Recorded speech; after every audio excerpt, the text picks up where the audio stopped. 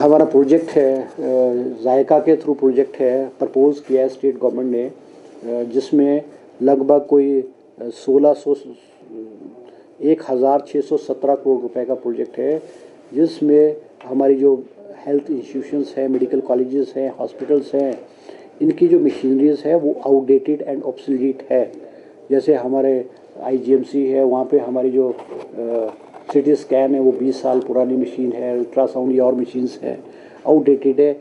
इन सारी की सारी मेडिकल इंस्टीट्यूशंस में जो मशीनरी है हमारी लेटेस्ट मशीनरी का प्रावधान हो, इसलिए एक प्रोजेक्ट है जिसमें 1617 करोड़ का है, उसको आज कैबिनेट ने मंजूरी दी है। प्रोजेक्ट जैसे मंजूर होगा तुरंत जो है हिमाचल प्रदेश में मेडिकल इक्विपमेंट को जो है अपडेट और लेटेस्ट इक्विपमेंट को इंस्टॉल कर दिया जाएगा। इसी तरह से कैबिनेट ने आज 40 पोस्टें जो है फार्मेसी ऑफिसर, जिनको कि फार्मासिस्ट कहते थे पहले, अब उनका नाम चेंज करके फार्मेसी ऑफिसर्स किया है, वो 40 पोस्टें जो है health and family welfare department में सैंक्शन की है। इसी तरह से हमारी 150 पोस्ट जो है वो आज जॉब ट्रेनिंग की 150 पोस्टें कैबिनेट ने health and family welfare department में स्वीकृत की है। एक पोस्ट हमारे CHC पट्टा मलो में जो है ज़िला सोलन में जो है कैबिनेट ने सैंक्शन की है। 190 पोस्ट हमारी जो है जूनियर इंजीनियर की क्रिएट की गई है, और इनकी रिक्रूटमेंट जो होगी वो डायरेक्टरेट ऑफ रिक्रूटमेंट के माध्यम से होगी, जिसमें IPH और PWD की पोस्ट होंगी। इसी तरह से 3 पोस्टें जो है sub divisional soil conservation officer की एग्रीकल्चर डिपार्टमेंट में आज कैबिनेट ने सैंक्शन करने का फैसला किया गया है। हमारी 5 पोस्टें जो है वो जॉब ट्रेनिंग के आधार पे सैनिक कल्याण विभाग में सैंक्शन आज कैबिनेट ने की है। आज कैबिनेट ने जो गवर्नर एड्रेस है, क्योंकि जो गवर्नर एड्रेस है हमारा बजट सेशन है वो 16 फरवरी से होगा, और पहले दिन जो गवर्नर एड्रेस होगा, तो गवर्नर एड्रेस को भी आज कैबिनेट ने जो है अपनी स्वीकृति जो है प्रदान की गई है।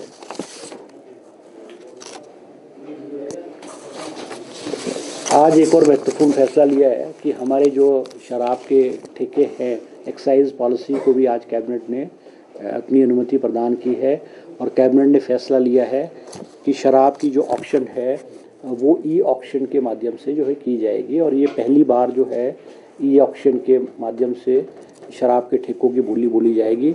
अमूमन क्या होता था कि पहले डिप्टी कमिश्नर को ऑथराइज़ किया जाता था और वहाँ पे ठेकेदार आकर के बोली करते थे, और बहुत सारे लोग पूलिंग भी कर लेते थे। इसी वजह से जो शराब के ठेके हैं वो उसमें उतनी वृद्धि नहीं आती थी। अब ऑक्शन के माध्यम से हमारे शराब के ठेकों को जो है वो ऑक्शन किया जाएगा। इसी तरह से हमारे जो टोल्स हैं, जो टोल्स हमने हमारे बॉर्डर एरियाज़ पे लगे हैं, उनके बारे में भी आज कैबिनेट ने अपनी अनुमति प्रदान की है, और बेस वैल्यू जो है उसकी 180 करोड़ रुपीज़ जो रखी है। इसके अलावा एक पोस्ट एसोसिएट प्रोफेसर मैथ्स की doctor YS Parmar university of horticulture and forestry में जो है वो सैंक्शन की गई है।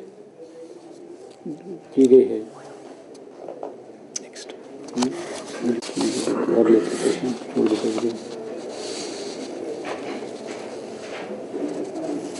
एक आज कैबिनेट ने जो है हमारी जो न्यूट्रिशन पॉलिसी है, supplementary nutrition policy for womens, इसमें भी आज कैबिनेट ने अपनी अनुमति प्रदान दी है। इसमें पहले हमारे को जो है वो अब इसमें न्यूट्रिशन पॉलिसी में एग को भी ऐड कर दिया गया है, दूध को भी ऐड कर दिया गया, फ्रूट्स को भी ऐड कर दिया गया है, ताकि जो बच्चों को जो है और न्यूट्रिशन और प्रोटीन जो है वो मिले। इसके अलावा मुख्यमंत्री शहरी कारोबारी कल्याण रूल्स जो है उसको भी आज कैबिनेट ने अनुमति प्रदान की है। इसी तरह से हमारे जो स्ट्रीट वेंडर्स हैं उसकी पॉलिसी को भी आज, क्योंकि कैबिनेट सब कमेटी बनी थी, उसने अपनी रिपोर्ट दी थी, स्ट्रीट वेंडर्स की जो पॉलिसी है उसको भी कैबिनेट ने आज अनुमति प्रदान की है, जिसमें अलग अलग जो वेंडर्स को कहाँ खोलेंगे, वेंडर्स की जो उनकी जो रजिस्ट्रेशन फ़ीस होगी कितनी होगी, कितने साल के लिए होगी, विस्तृत रूप से डिटेल में जो है वो कैबिनेट ने फैसला लिया है, जिसके बारे में मैं ज़्यादा लंबा में जाना नहीं चाहूँगा। इसी तरह से आज एक महत्वपूर्ण फैसला हमारे PWD डिपार्टमेंट में जो है, क्योंकि बरसात आती थी तो हमारी रोड्स बहुत ज़्यादा डैमेज होती थी, और एक PWD द्वारा आंकलन किया गया है कि रोड्स हमारी क्यों डैमेज होती है। मेटलिंग टारिंग है, रूट्स है, डंगे। इसका एक कारण था कि हमारे यहाँ ड्रेनेज सिस्टम नहीं था। इसीलिए आज PWD डिपार्टमेंट ने प्रेजेंटेशन दी है, जिसमें कि उन्होंने एक road drainage policy for public works department in Himachal Pradesh बनाई है, जिसमें कि रोड्स में जो ड्रेनेजेस है वो कैसे बनेगी, उनकी कैसे शेप होगी, किस तरह से निकासी होगी, एक डिटेल्ड प्रेजेंटेशन जो है कैबिनेट ने आज दी है, ताकि रोड्स को डैमेज जो है वो कम हो। और एक और फैसला आज कैबिनेट ने किया है कि हमारे यहाँ जो रोड्स में पैच वर्क करते थे, जैसे सड़कों में गड्ढे मेटलिंग टारिंग कर देते थे, उसके बाद गड्ढे पड़ते थे, तो एक उसके लिए कोई एक स्टैंडर्ड SOP नहीं था। वो कभी कोई मिट्टी से भर देता था, कोई कैसे भरता था। तो आज PWD डिपार्टमेंट ने भी standard operation procedure for patch and pothole repair of bitumen roads for public work department of Himachal Pradesh, उसका भी एक प्रेजेंटेशन दिया है, ताकि जो पैच वर्क हो उनकी लाइफ लॉन्ग हो, लंबी हो, और क्वालिटी वर्क जो किया जाए वो भी आज कैबिनेट ने अपनी स्वीकृति प्रदान की है। आज कैबिनेट ने जो है कैबिनेट ने 10 पोस्टें जो है फूड सेफ्टी ऑफिसर्स की भी जो है health safety department, health safety and regulation department में जो है सैंक्शन की है।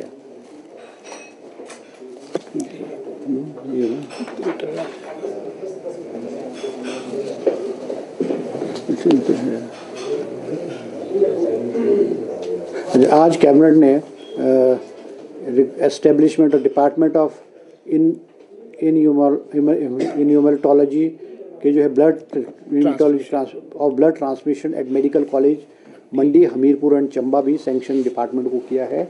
नाहन मेडिकल कॉलेज में इससे पहले जो है ये वाला डिपार्टमेंट जो है वो क्रिएट कर दिया गया है। इसके अलावा जो हमारे स्पोर्ट्स हॉस्टल है यूनू डिस्ट्रिक्ट बिलासपुर में, उसमें 80 बेड्स के बजाय उसमें इंक्रीज़ करके उसको 100 बेड्स कर दिया गया है। इसी तरह से हमारे आज कैबिनेट ने एक digital global skills and digital university को खोलने की LOI देने की अनुमति प्रदान की है। ये चंबा तहसील सियूंता डिस्ट्रिक्ट चंबा में खोला जाएगा।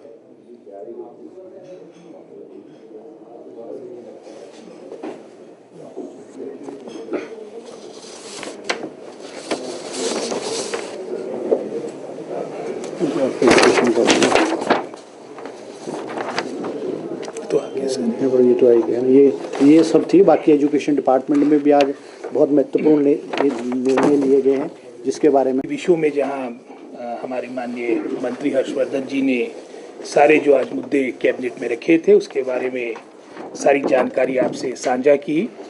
इसी तरह से शिक्षा विभाग से संबंधित भी कुछ हमारे जो महत्वपूर्ण विषय थे उसमें से 2 का मैं उल्लेख आपके सामने करूंगा। उसमें जहां CBSE स्कूल जो लगभग वर्तमान में लगभग कोई 140 के आसपास हो चुके हैं, जो हमने CBSE से एफिलिएट कर दिए। प्रथम चरण में जहां हमने इंग्लिश और मैथ्स टीचर की रिक्रूटमेंट की स्वीकृति कैबिनेट के द्वारा दी थी, चयन आयोग को वो प्रस्ताव चले गया है।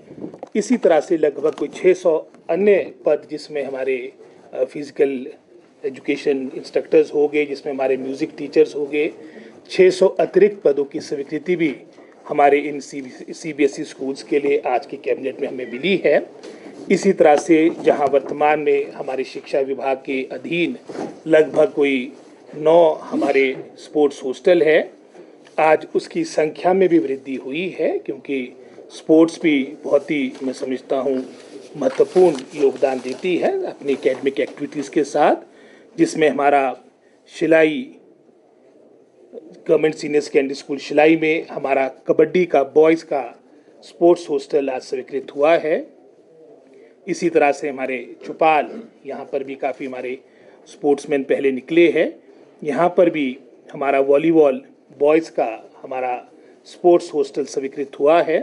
और इसी तरह से हैंडबॉल, जहां पीछे भी अभी कुछ रोज़ पहले भी जो हमारी राष्ट्रीय प्रतियोगिता हैंडबॉल की हुई थी अंडर 19 की, वहां पर घुमारवीं में हमारा स्पोर्ट्स हॉस्टल शिक्षा विभाग के अधीन हमारा वहाँ के लिए स्वीकृत हुआ। तो एक तरह से 3 हमारे नए स्पोर्ट्स हॉस्टल हमारे स्वीकृत हुए हैं, जहाँ पहले 9 थे, अब ये 12 होंगे। इसी तरह से जो हमारा जुब्बल का स्पोर्ट्स हॉस्टल है, वहाँ पर जहाँ पहले 3 गेमें थी, उसके अलावा भी बॉक्सिंग की हमारी 15 सीटें गर्ल्स के लिए वहाँ के लिए स्वीकृत हुई है। तो ये प्रमुख रूप से हमारे शिक्षा विभाग से संबंधित, हाँ 135 पहले थे, 134 पहले थे, 140 मैंने बोल दिए हैं, ये इंक्रीज हो गया है और ये मैंने आपको सूचना दे दी थी। नहीं, देखो मैंने अभी कहा है कि जिस तरह से भ्रांति फैलाई जा रही है हिमाचल प्रदेश में भारतीय जनता पार्टी द्वारा, विस्तृत रूप से हर पहलू पे गंभीरता से जो है वो चर्चा की गई है। मुख्यमंत्री जी ने कहा है कि रिसोर्स, हर मिनिस्टर को कहा है कि अपने डिपार्टमेंट में आप कहाँ कहाँ किस तरह से रिसोर्सेज को कैसे जनरेट करोगे। एक विस्तृत रूप से उन्होंने कहा है कि मुझे कैबिनेट को प्रेजेंटेशन दी जाए, हम रिसोर्सेज कैसे मोबिलाइज करेंगे। दूसरा जो ऐसा खर्चा है जिसको कम किया जा सकता है, उसके बारे में भी आज कैबिनेट में चर्चा हुई है। मुख्यमंत्री जी ने कहा है कि जो वेस्टफुल एक्सपेंडिचर है, जिससे पब्लिक का कोई लेना देना नहीं है, कोई ऐसा चीज़ जिसपे नहीं, उस पे बारे में भी मिनिस्टर्स को कहा गया है अपने डिपार्टमेंट में एक प्रेजेंटेशन दे। तो विस्तृत रूप से, बहुत बारीकी से हम इस पे विस्तृत रूप से चर्चा कर रहे हैं। और मैं फिर आपको कहना चाहूँगा कैबिनेट की तरफ से और मुख्यमंत्री जी की तरफ से कि हिमाचल प्रदेश के विकास को रोका नहीं जाएगा। कोई भी स्कीम हमारी होगी, सहारा योजना है, हमारी हिमकेयर योजना है, MIS से, जो MIS के माध्यम से हमारे सेब है, आम है, सिट्रस फ्रूट है, इसको सरकार लेती थी, इसको नहीं रोका जाएगा। ये सारी की सारी स्कीमें जो है कंटिन्यू जो है वो करती रहेंगी। नहीं, देखो बजट सेशन पे तो नोटिफिकेशन गवर्नर द्वारा कर दी गई है। बजट सेशन हमारा 16, 17 और 18 को होगा। फर्स्ट डे हमारे उस पर गवर्नर एड्रेस होगा। उसके बाद अभी क्या एजेंडा होगा उसके बारे में चर्चा नहीं हुई है, तो जो भी एजेंडा होगा। बदलाव क्यों? पहले 3 दिन सत्र चलेगा, फिर 1.5-2 हफ्ते की छुट्टी आएगी, फिर सुचारू रूप से। देखो ऐसा है कि ये सरकार जो है व्यवस्था परिवर्तन कर रही है।